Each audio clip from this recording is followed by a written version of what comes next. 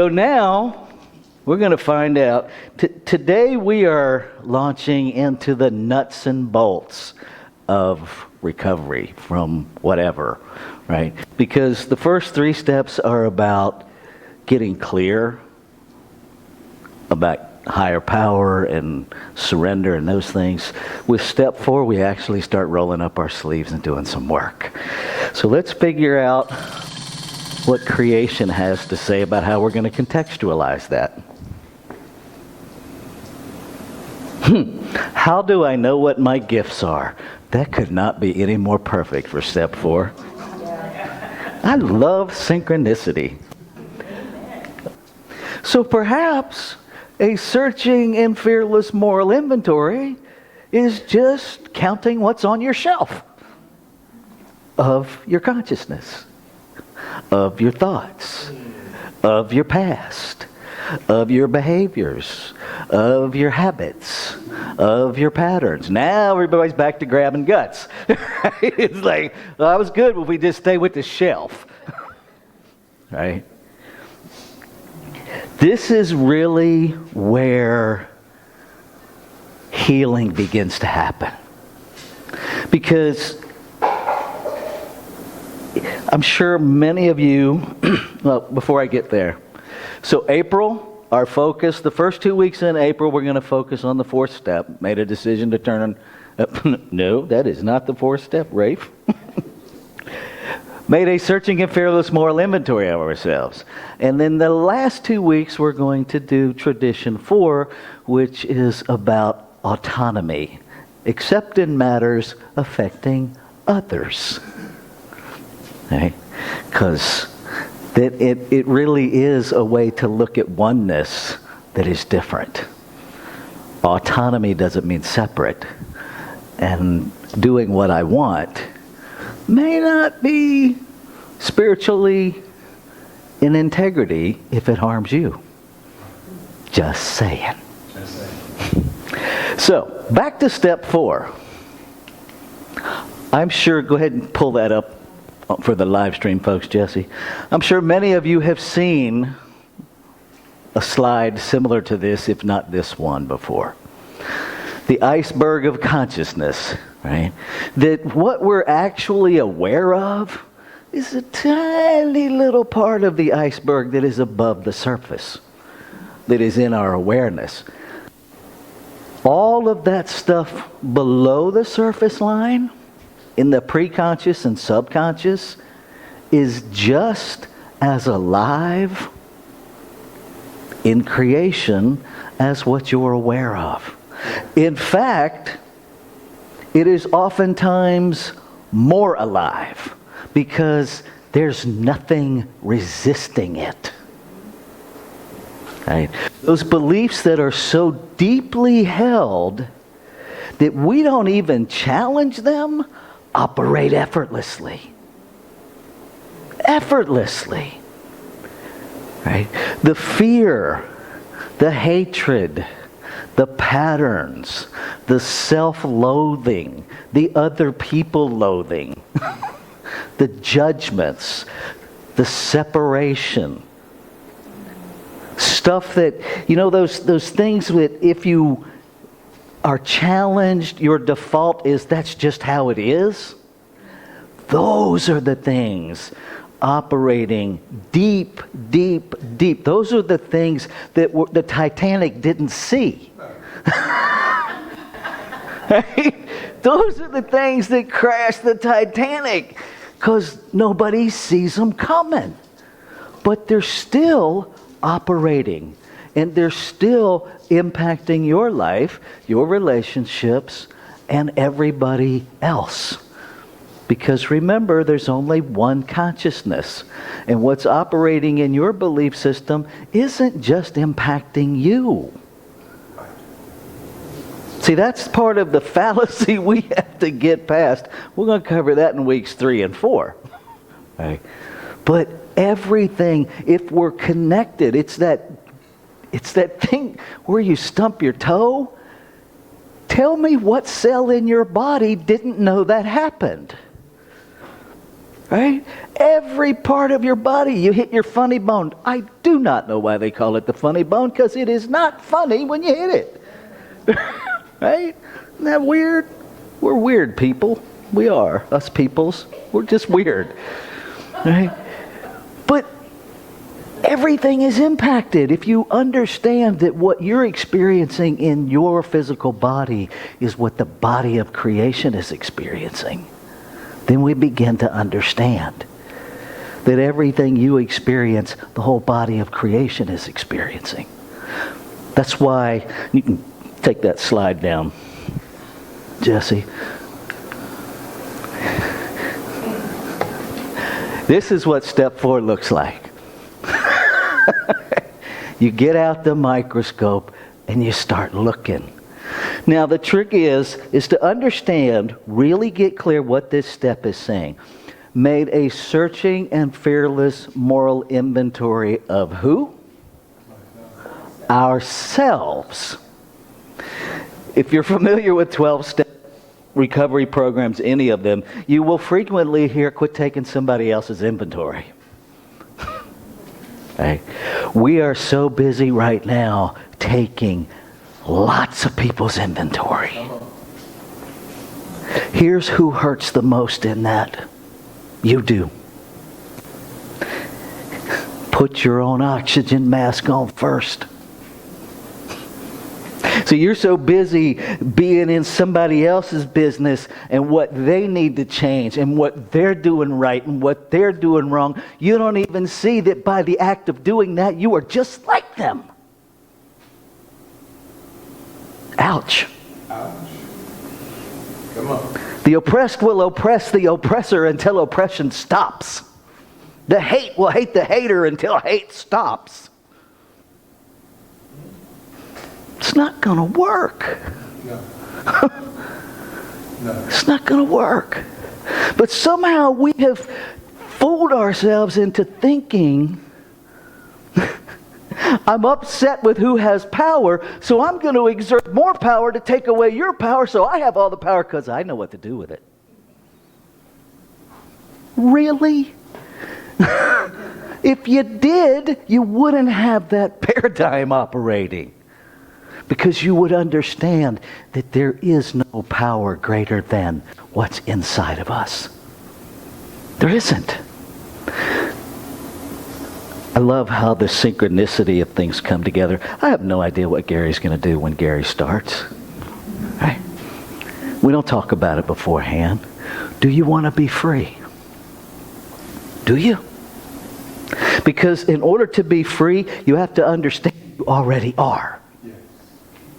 You already are. Because if you are thinking, when this happens, I'll be free, you ain't never gonna be free.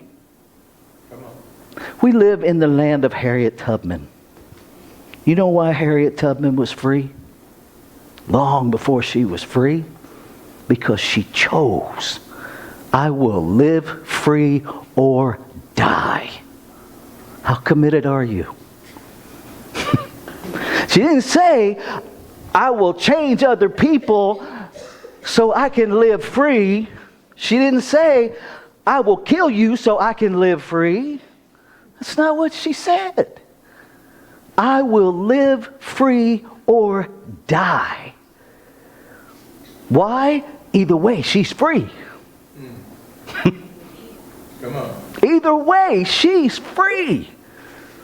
And she was free the moment she chose it. Is our world perfect today? No. Do we still have holdovers from enslavement? Yes. But it's way better than it was. Right?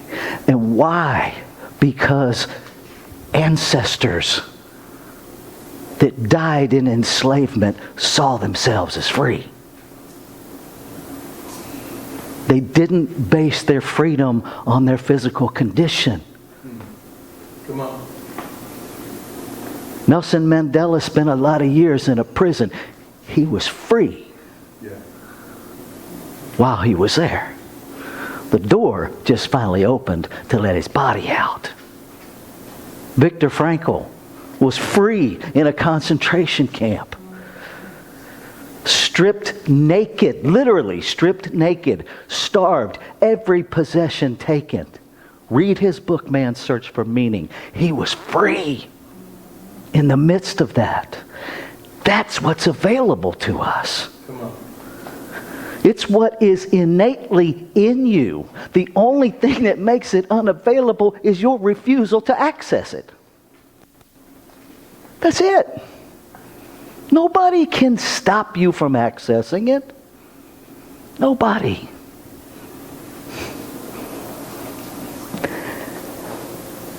For the past 30 years, I have worked a step a month, just so I can live on planet Earth as a human being and know myself better and better every time. It's really hard right now. Ain't gonna lie. I was having some conversations with some friends that are of the African diaspora, and one of them said to me, I don't even understand how you function, because at least they want to enslave me. I have that much value. They just want to erase you. You have no value. Now, in the human realm, in the political realm, there might be some truth to that. In here, you can't touch me. Is it uncomfortable? Yes. Is it a little scary wondering day to day if I'm going to have medical coverage or not? Yeah. Is it a little unnerving to imagine that my own government might actually research my Social Security records and file charges of fraud against me because I changed my identity? Yeah. That's a little unnerving. Just in case you didn't know what was actually going on. That's just some of what's going on. And it's not personal to me. But here's the thing. See, we can flip any paradigm we want, right? We use the paradigm what we resist persists as a negative. Guess what? The more the government resists me, the more I persist. It works both ways. The more they try to eliminate my identity, the more my identity is anchored in truth. So go ahead. The same thing is true for you. The same thing is true for all of us. I don't recommend the journey I've taken to become aware of it, but apparently I chose it because here I am. You know, not every choice comes with an outcome script. That's why Ernest Holmes said, when we create a demonstration, we must accept all that comes with it. Amen. You don't know what's coming with it. Amen. That's the first step. We're powerless over the outcome. Yeah. We have an idea of what we want it to be. If we would get clear what we want to experience, we'll be spot on every time. If we try to control the wrapping paper, good luck. Because really, the wrapping paper of manifestation, you know those cars that have that iridescent paint, right? You see them coming, they're one color, they get beside you, they're another color, and as they leave, they're a whole nother color. Welcome to manifestation. You have an idea of what it's supposed to look like, and then it starts showing up looking like something else, and then you're in the middle of it going, really? I picked this? Yes. Yes, you did. We have to get out of the physical condition. What we chose is the experience, and we are in charge of that. The fourth step, and we'll talk more in depth about how we do a fourth step next week. This week's worksheet is just taking the words apart, because the words are where we get flexed up, right? So searching. Interestingly enough, and I've given you all this information, the word search comes from the Latin word circus. Which, see, I did the same thing. I was like, really? Because I envisioned a circus. It actually means circle or go around in the original Latin. Not Ringling Brothers, which is where I went. My ringtone is the Ringling Brothers circus music, just so you know. When you call me, that's what I hear. Here's the thing. Circle it. Keep going around with it. Searching. There's nothing negative about it. You just keep circle dancing it till you get it. Fearless. Here's one that really surprised me. Fear actually comes from the German word Gefahr, meaning danger. So fearless is what? The absence of danger. Whole nother way to relate to that word now, isn't it? Because most of the stuff that we are so busy being afraid of has no element of actual danger. Other than between our ears. So a searching and fearless. Here's how you know your inventory is danger-free. You've already lived everything you're going to look at. You can't possibly review your life and find something you weren't present for. Just saying. There's no danger.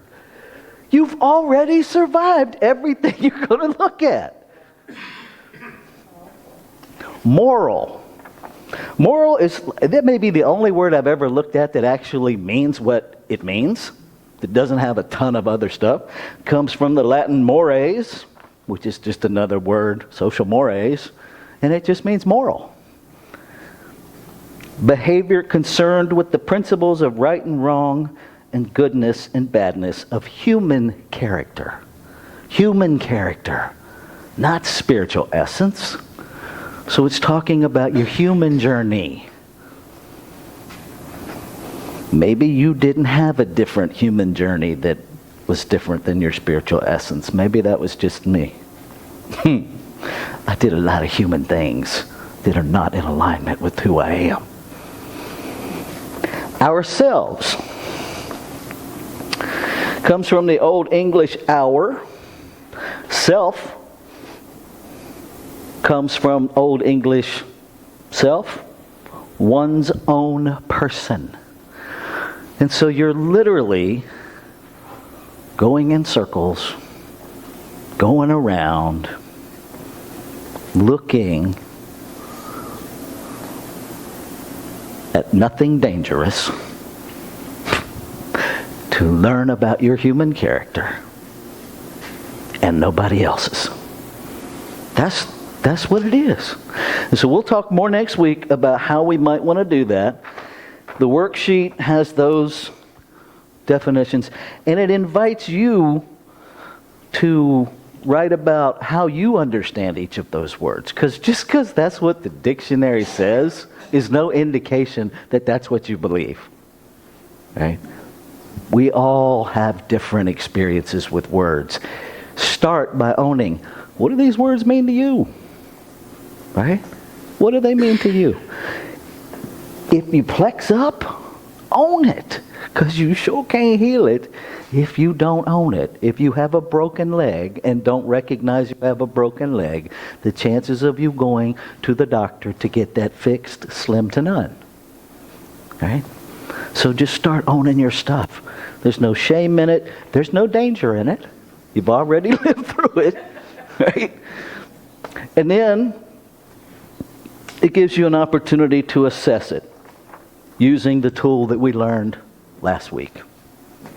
And we will be using that tool frequently. When I think about this, when I say this, I think this, and when I think this, I feel this, and right on down through. And if it's not in alignment, you get to go back and change the initial statement and keep working it until everything comes into alignment. That's how we change our thinking and change our life. It ain't complicated. Might take a little time, might take a few runs, right? It might take a few run-throughs, but it's not complicated. So let's stop complicating the toothpick, right? It's just a sliver of wood. Right? Let it be okay. Demystify this stuff.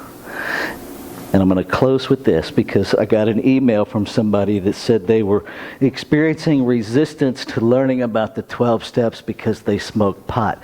This is not NA. Nobody is taking your inventory about what you put in your body. That is between you and your body. I do not care what substances you use, because what you put in your body does not change my body. Right? So let that go. None of this is about you need to stop doing anything. This is an invitation to start doing some things, not to stop. I will end with this, and I think you've heard this before, the Father Martin story. All right? Father Martin used to do a radio show, and he had a young man call in and run down his whole drinking history. And then he asked Father Martin, "Do you think I'm an alcoholic?" And this was Father Martin's answer.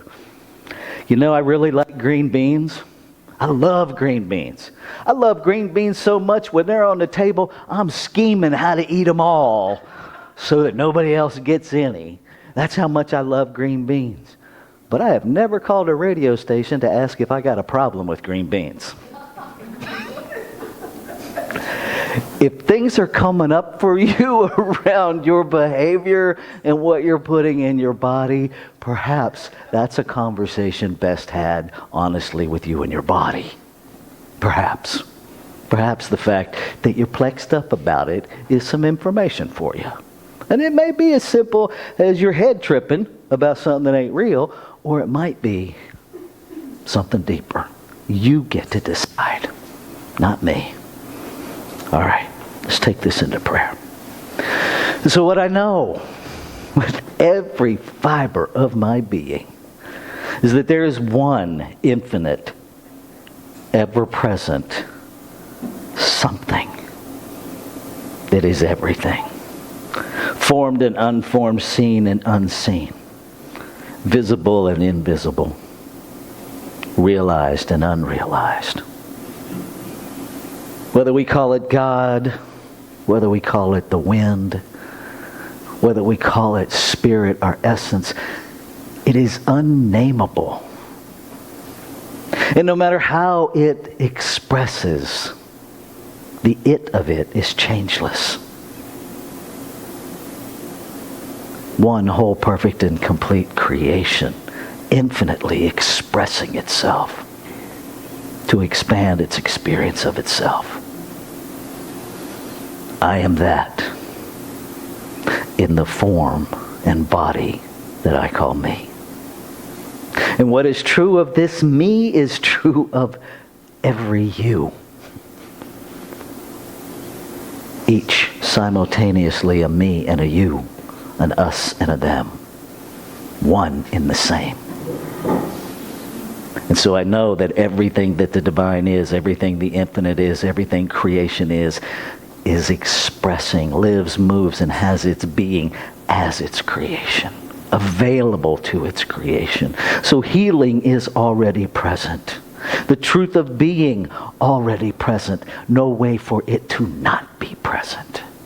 And so I claim and affirm that minds are opening to neutralize every thought that distances us from the freedom of knowing the truth of our being. From the glory of knowing the truth of being. The integrity of living the truth of being. Emancipation from all discord. The freedom of being. So I celebrate because I know it's already done. I know the word spoken is the word of the infinite, speaking itself into being, and the doer of creation receives it and just makes it happen. And so it is done. And so I move into seeing it. I move into an experience of it with expectancy over expectation. Expectancy that knows it already is and is open to being guided to the signs of it. I let go. I let go of all my preconceived notions. I let go of all the beliefs and thoughts that would contradict what is.